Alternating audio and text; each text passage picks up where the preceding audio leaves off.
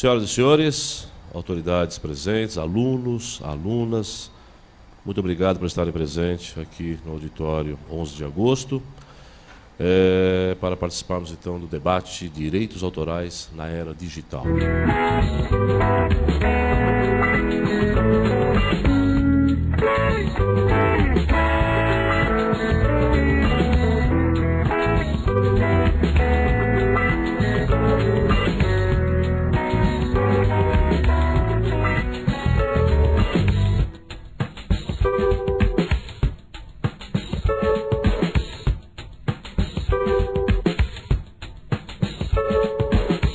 A TV USP completa 10 anos e, para comemorar seu aniversário, preparou um ciclo de palestras que contemplará as mais diversas áreas de estudo da USP, relacionando a televisão aos temas específicos das unidades. Os eventos, que são patrocinados pelo Banco Santander, acontecerão ao longo do ano e serão gratuitos e abertos a todos os alunos, docentes e funcionários da Universidade de São Paulo. Por ocupar um lugar de destaque nas comunidades em que atuamos, nos atribuímos uma grande responsabilidade. A responsabilidade de criar oportunidades, revelar talentos, desenvolver potencialidades. A responsabilidade de transformar vidas. E a nossa senha para isso é educação. Santander, ajudando a transformar o Brasil. Hoje estamos aqui na Faculdade de Direito da Universidade de São Paulo. Gostaríamos de agradecer a cessão desse espaço para participar do debate sobre direitos autorais na era digital. Eu gostaria de chamar a nossa mediadora, a professora doutora Silmara Júnior de Abreu Quinelato. A doutora Silmara é doutora e livre-docente pela Faculdade de Direito da USP, regente das disciplinas Direito Civil, Direito do Autor e Direito do Consumidor. Orientadora credenciada para mestrado e doutorado. Já orientou várias dissertações e teses na área de Direito Autoral. Membro do Conselho Consultivo da Associação Brasileira de Direito Autoral, a BDA, e presidente da Comissão de Propriedade Intelectual do Instituto dos Advogados de São Paulo. Professor Ronaldo Lemos, por favor. O professor Ronaldo Lemos possui graduação em Direito pela Universidade de São Paulo, tem mestrado em Direito pela Universidade de Harvard, atualmente é presidente do Conselho de Administração do ICOMOS e professor titular da Fundação Getúlio Vargas, Rio de Janeiro. É diretor do Centro de Tecnologia e Sociedade da Escola de Direito da Fundação Getúlio Vargas, também no Rio de Janeiro, e diretor do projeto Creative Commons no Brasil. Carlos Félix Ximenes, por favor, na mesa. O jornalista Carlos Félix Ximenes é formado e pós-graduado em jornalismo, trabalha há mais de 15 anos em comunicação corporativa em empresas como Multibras, Nestlé, Microsoft e Nokia, onde tem desenvolvido atividades de gestão da comunicação, comunicação interna, relações com a imprensa, governo e comunidades. Atualmente responde pela Diretoria de Comunicação e Assuntos Públicos da Google no Brasil. Dr. Paulo Oliver. Dr. Paulo é advogado, mestre em Direitos Autorais e Direitos Conexos. É membro, conselheiro, consultor, diretor e presidente de instituições como o Conselho de Combate à Pirataria e à Propriedade Intelectual do Ministério da Justiça, a União Brasileira dos Escritores, Academia Brasileira de Arte, Cultura e História, Ordem Nacional de Escritores, entre outras. Atualmente é presidente da de Direito da Propriedade Imaterial da OAB São Paulo. Imediatamente eu passo a palavra à professora doutora Silmara Júnior de Abreu Quinelato para que comande os trabalhos. Professora, a palavra está com a senhora. A Faculdade de Direito da Universidade de São Paulo tem a grande honra de receber esse debate tão importante para a nossa era. Temos que dizer que a nossa Faculdade de Direito é pioneira no Brasil no ensino do direito autoral, o que faz desde 1970 como disciplina em separado. É uma disciplina autônoma. Aqui nós fundamos a Escola Brasileira de Direito Autoral. Então, muito obrigada pela presença dos senhores e eu passo a palavra ao Dr. Paulo Oliver. Eu tenho que falar que a globalização, a internet, o ciberespaço é algo que não tem retorno. E o nosso legislador não pensa com avanço. Embora nós temos uma boa lei, a 9.610, de 98. Essa lei é aquela que define o que é direito autoral, o que é defeso dentro do direito autoral. O direito autoral, para nós que não falamos em copyright, como nos Estados Unidos, é a pessoa física que tem o dom. É aquela pessoa que, na qualidade física, ele é um poeta, ele é um escritor, um pesquisador, um cientista, um fotógrafo que cria alguma coisa a mais além daquele clique. Por que não dizer o próprio cineasta, quando faz uma obra coletiva, cada pessoa tem o seu valor individual. No teatro, da mesma maneira. E assim por diante. Então, numa visão genérica, na Lei 9.610, nós defendemos a pessoa física, embora lá define também o que é obra coletiva. Acho que a lei do direito autoral é o direito constitucional.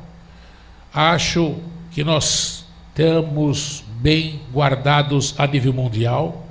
Hoje, quando se completam os 10 anos da Declaração Universal dos Direitos Humanos, não podemos nos esquecer que lá no artigo 27 dessa declaração está defeso os direitos do artista, do autor da obra intelectual. Quando se fala na internet, quando se usa algum trabalho na internet, se não é algo do domínio público, de uma pessoa que cria alguma coisa, uma poesia, uma música, devemos sempre observar e ter cuidado, porque quando eu cedi os direitos para que editassem um livro meu, para vocês entenderem, eu pedi que não o fizesse pela internet.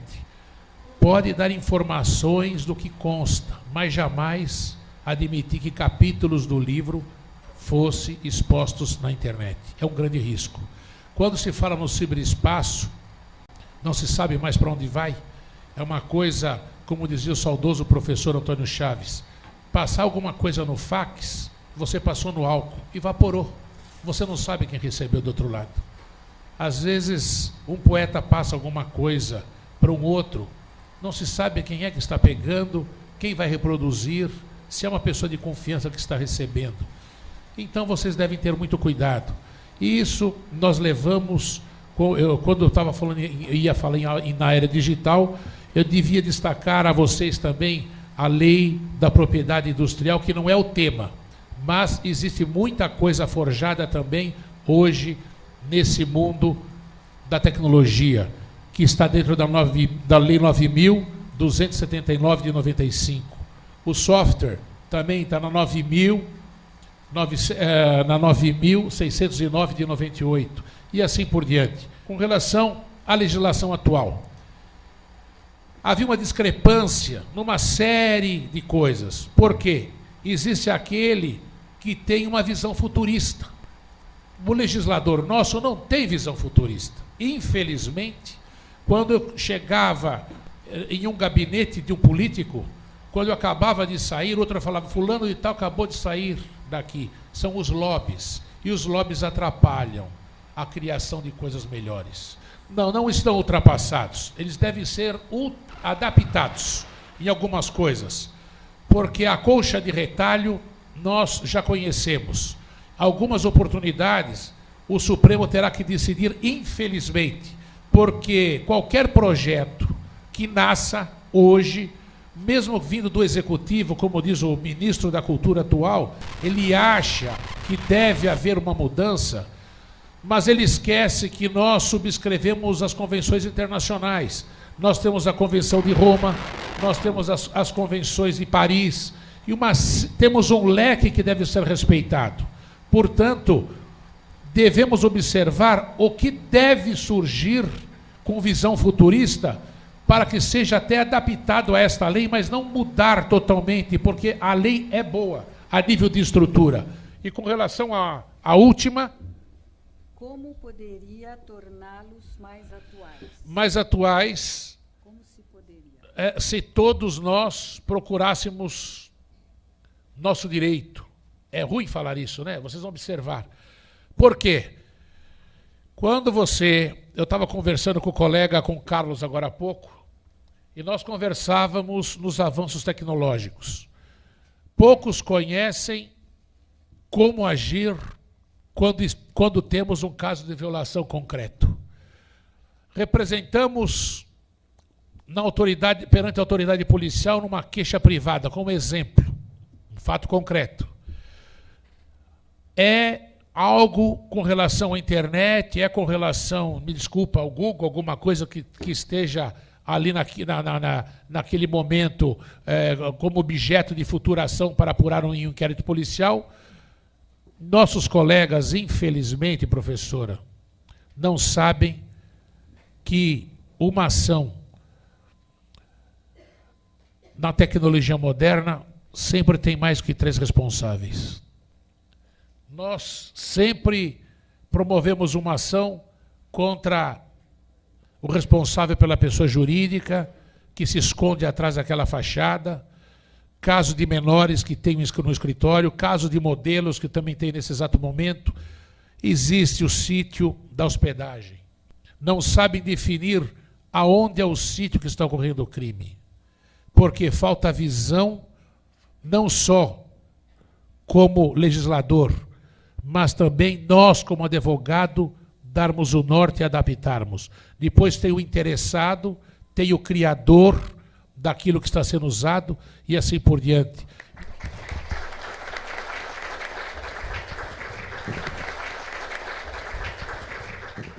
Muito obrigada, doutor Paulo Oliver, tão disciplinado, não ultrapassou o tempo. Eu gostaria, com a licença do doutor Paulo, de complementar as respostas tão pertinentes que deu para informar aos senhores presentes que o direito de autor ou direitos autorais tem 2 vertentes. Uma vertente se refere ao direito patrimonial. Esta vertente é a vertente dos negócios, dos contratos. E há uma vertente que se chama de direitos morais de autor, que são os direitos da personalidade. Os direitos patrimoniais são negociáveis. Os direitos morais não são negociáveis. Que são esses direitos morais? São o direito de paternidade, o direito de ter seu nome ligado à obra, o direito que o autor tem de não permitir modificação na obra, o direito de integridade, por meio da qual a obra só pode ser publicada na íntegra, e também o direito de arrependimento para aqueles que se arrependeram em relação ao que escreveram. Isto existe. Então, são 2 vertentes, direitos patrimoniais e direitos morais. E também, quanto ao conceito de autor, eu gostaria de informar, vejo que aqui tem muita gente da Escola de Comunicação e Artes, que o direito autoral protege não só o criador da obra, como também o criador da interpretação ou performance. Então, ele abrange também artistas, intérpretes e executantes, que são os titulares dos direitos que nós chamamos no Brasil direitos conexos. Bem, então passo a palavra ao Dr. Carlos Félix Ximenes, que vem aqui nos dar uma exposição ancorado na sua experiência de ser partícipe da Google do Brasil, que tão bons serviços nos presta. Essa questão do direito de autor na internet, a gente às vezes tende a olhar as questões muito focadas, muito delimitadas por exemplo, o direito de autor na internet, e na verdade esquece de olhar como um direito de autor em geral, né? Os direitos de uma forma mais ampla. Há muito tempo atrás, há uns bons anos, tive a chance de conversar com o professor Luiz Olavo Batista, e eu perguntava para ele se as leis estavam prontas para defender o Estado de Direito na internet. E ele me disse muito assertivamente que sim, as leis são boas, as leis estão aí, o Brasil tem um conjunto de leis muito moderno, um arcabouço jurídico muito moderno, e que, na verdade, só muda o espaço físico ou temporal onde esses crimes ou os direitos são violados. Então, dá para fazer o enforcement, né, aplicar a lei, inclusive nesse novo meio, respeitando naturalmente os desafios, que aí sim é novo, os desafios do meio, que é um meio atemporal, um meio sem fronteiras, um meio sem fronteiras nacionais, onde está sujeito a leis diferentes em países diferentes, e é geralmente nesse campo que nascem os conflitos. Tá? Só lembrando o fato de que o desafio à lei, ao direito de autor, não é novo, né? Se a gente for pensar desde os tempos em que os artistas começaram a fazer a reprodutibilidade das obras, né? Vamos lá nos anos 60, com pop art, com Andy Warhol, aqueles pensadores todos também que começaram a experimentar, a recontar uma história, recompor uma história, destruir uma obra e remontá-la, começou ali o desafio, né? Até então a gente pensava que uma obra, a única forma de você ser violado era pirataria, roubo, falsificação. Na verdade, com a pop art começa uma nova leitura, que é a releitura da obra, né? Até onde vai o direito de autor, até onde vai o direito do novo autor. Então essas questões todas já vêm permeando na sociedade há muitos anos, e a gente vê elas amplificadas, a gente as vê amplificadas hoje na internet, porque é um meio que facilita, como nunca antes visto, a troca dessas informações, né? Então acho que talvez esse seja o ângulo novo que a gente tem que se debruçar. E eu me lembro também na minha juventude, que foi bem depois dos anos 70, que eu, por exemplo, eu gostava muito de música, eu costumava gravar fitas cassete para amigos, candidatos à namorada, né, as prospects, né? Eu mandava fitas cassete com os meus gostos musicais, uma tentativa de influenciar né, a simpatia pela minha pessoa.